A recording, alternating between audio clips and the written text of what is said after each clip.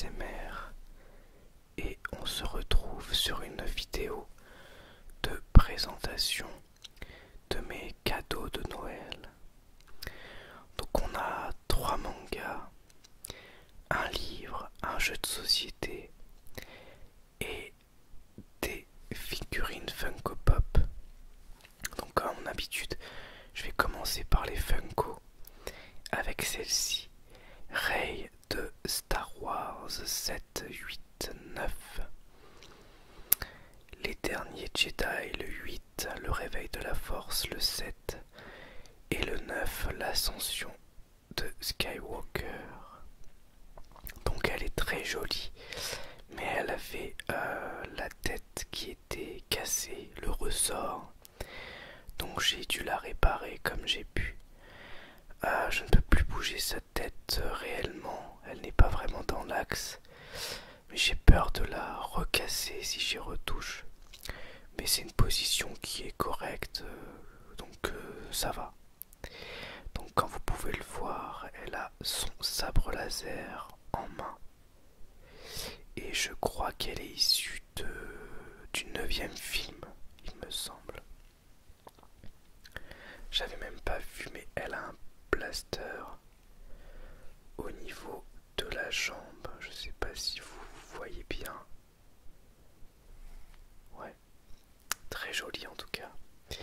Et la deuxième Funko Pop qui m'a été offerte, il s'agit de Hulk de Avengers Endgame avec 2 petits tacos dans la main.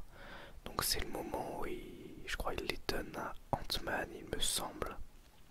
Donc elle est très jolie avec les lunettes qui brillent, qui ont des verres. Il a un petit gilet et pantalon, mais pas de chaussures évidemment puisque c'est Hulk. Les tempes grisonnantes, et cette fois le ressort n'était pas cassé, donc la tête bouge.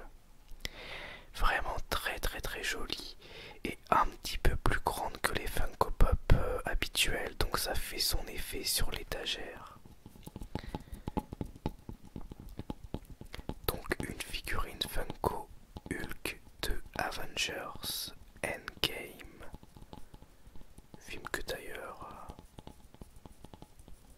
j'aime beaucoup, comme vous le savez déjà sûrement. Ok, et on continue avec un jeu de société. Il s'agit du Munchkin, qui est un classique des jeux de société mais auquel je n'avais jamais joué. Et je l'ai donc commandé pour Noël. Donc c'est un jeu de cartes. Je vais vous montrer le dos de la boîte pour que vous puissiez voir un petit peu de quoi il s'agit. Donc c'est un jeu de... comment vous dire, nous sommes un groupe d'explorateurs dans donjons, comme par exemple dans le donjon Nalbug ou bien dans des RPG et des jeux de rôle quoi. Nous commençons humain niveau 1 et nous piochons des cartes qui peuvent nous permettre d'avoir des armes, des armures, des vêtements, des objets ensorcelés qui ont certains effets, gagner une race, être d'une race ou d'une classe, c'est-à-dire elfe, nain, hobbit, etc., etc. Et les classes magicien, voleur, guerrier, etc., etc. Je n'ai fait qu'une partie pour l'instant, mais j'ai vraiment bien aimé ce jeu, qui est très rigolo au niveau de ses cartes, et qui a depuis beaucoup d'extensions.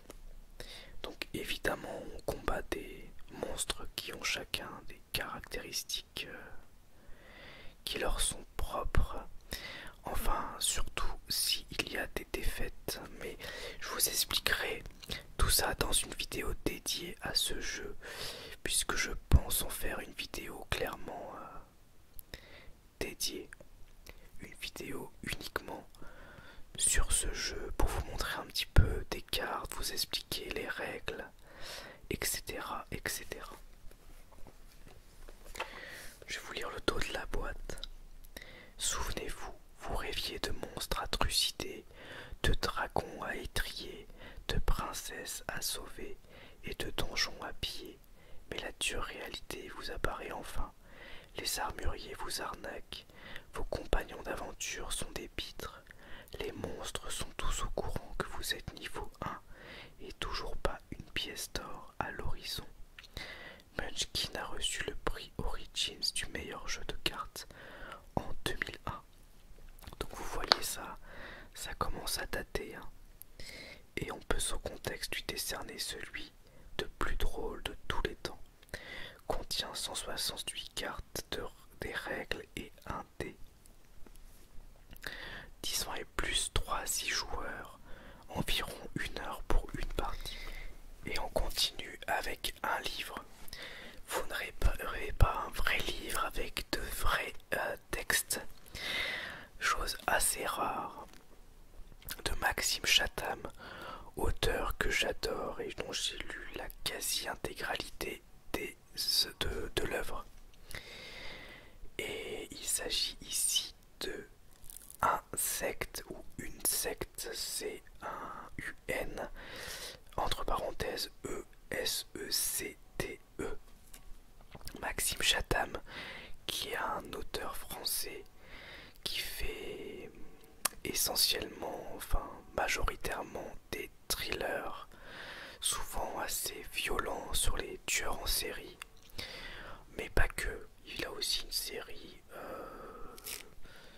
fantasy notamment. Donc ce livre est très très beau, il est noir et blanc avec évidemment des insectes sur la couverture et je vais vous lire le synopsis.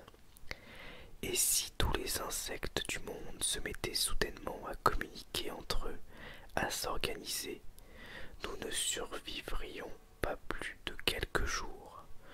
Entre un crime spectaculaire et la disparition inexpliquée d'une jeune femme, les chemins du détective Atticus Core et de la privée Kate Cordell vont s'entremêler et les confronter à une vérité effrayante.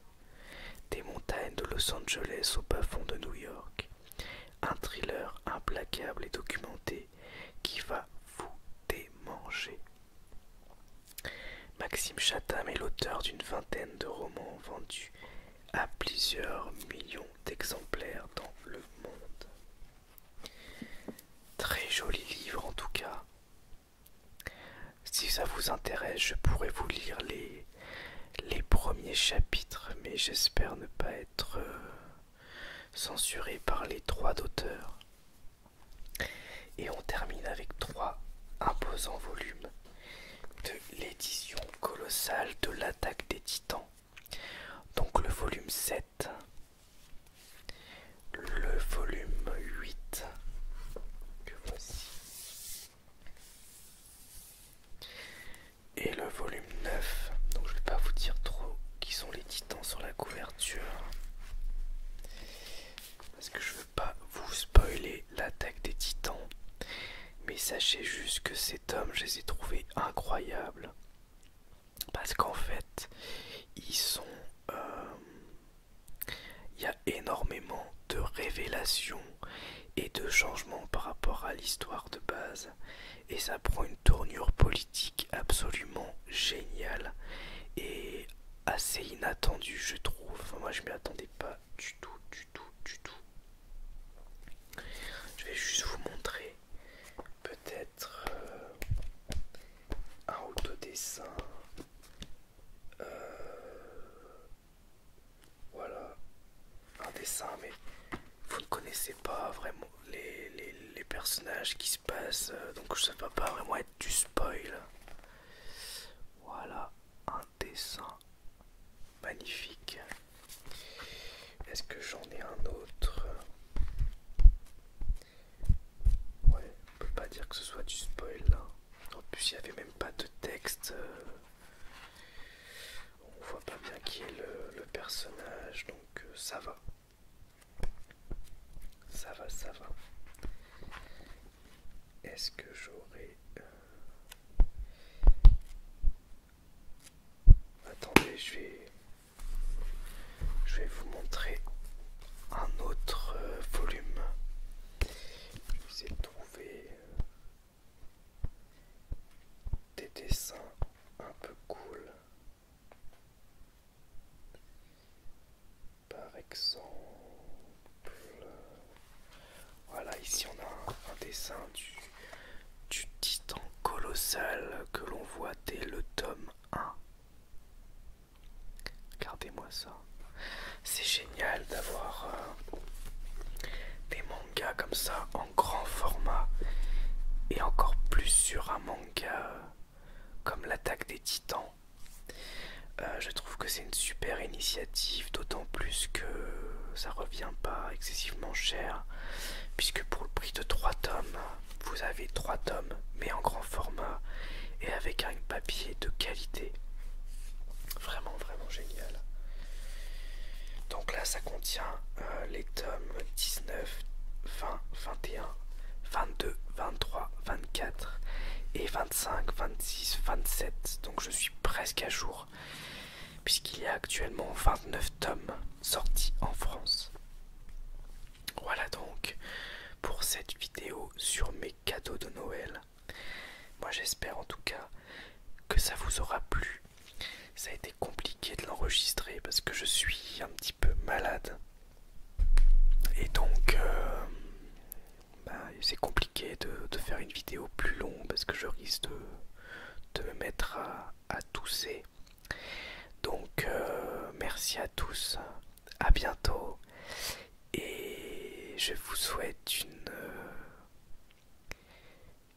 une bonne année pour ceux qui regardent cette vidéo, enfin un bon nouvel an pour ceux qui regardent cette vidéo fin 2019 et une bonne année pour ceux qui regardent cette vidéo en 2020. Au revoir, merci à tous, à bientôt, merci.